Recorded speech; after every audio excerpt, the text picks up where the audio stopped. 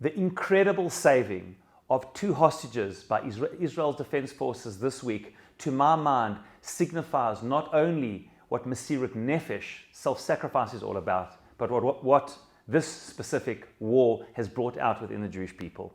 You see, 1,000 different soldiers from both military and Modi'in, informants, Shin Bet, pilots, tankistim, tank soldiers, regular soldiers, special forces, 1,000 people took place in the effort to release 2 Israeli hostages. And by the grace of God, there was only 1 light injury. This has brought out a spirit of self-sacrifice and volunteerism that we have seen since that difficult day of all for one and one for all, of people from all walks of life, 300,000 Israelis coming back to Israel, and every type of Israeli from all backgrounds and stripes coming out and putting their lives on the line for the Jewish people and for the state of Israel.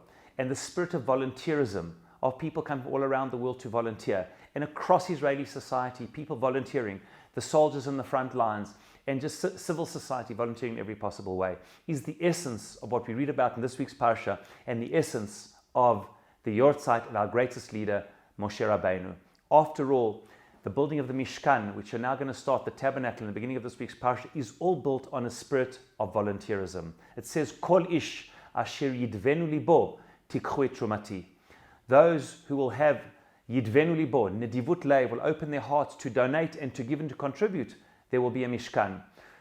There simply wasn't in the communal coffers enough gold and special metals and all the different fabrics in order to build the Mishkan. If it wasn't that the Jewish people, Yidvenu Libo, gave of themselves and were prepared to contribute in the way that they were, there would have been no Mishkan. And the truth is, the building of civic society, spiritual society, is all based on a deep spirit of commitment to the society, a commitment to each other, and a spirit of Nedivut Leiv, of volunteerism.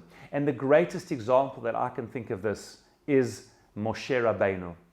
Zayin Adar, the Yortzeit in Adar Aleph of arguably our greatest leader, Moshe Rabbeinu. If there's one quality that I would pick out about Moshe Rabbeinu, which stands above the towering qualities, the many towering qualities, his unending, endless self-sacrifice and Mesirat Nefesh for the Jewish people. Total dedication. Dedication of his physical life and of his spiritual life. Incredibly, you see that we're going to read in a couple of weeks' time with Parashat Kitisah, the great sin of Chet HaEgel, when Hashem wants to obliterate the Jewish people, God forbid.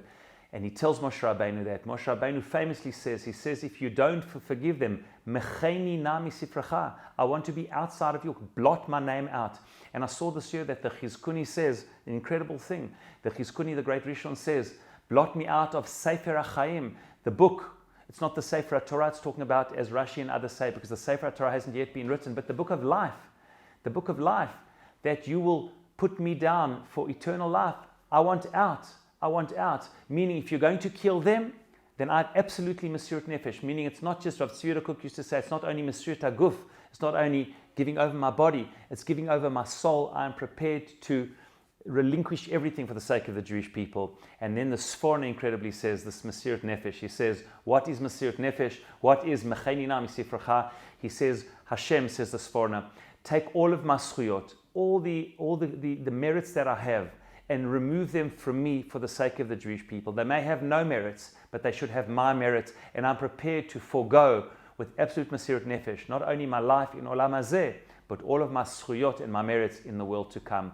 Such was the incredible Mesirat Nefesh of Moshe Rabbeinu, absolutely entirely dedicated to the redemption of the Jewish people, to the good of the Jewish people, to the future of the Jewish people, although he didn't even go into the land with them, the absolute Mesirat Nefesh that a leader has to have for the mission at hand and for the people that they're leading. And boy, oh boy, I want to say in conclusion, the Mesirat Nefesh that we have seen from every one of the members of our country and our people who've come out with a spirit of volunteerism, this tikhuli truma, this nedivut lev, to give in every possible way.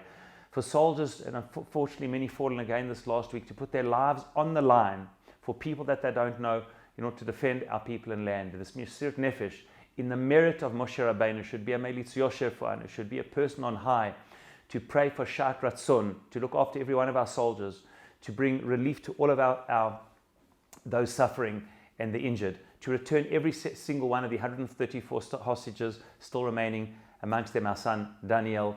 All those should return home of the 120,000 who have been displaced, and ultimately the removal of this evil from our doorstep, and a better day, a beautiful day for the future of the Jewish people. Shabbat Shalom.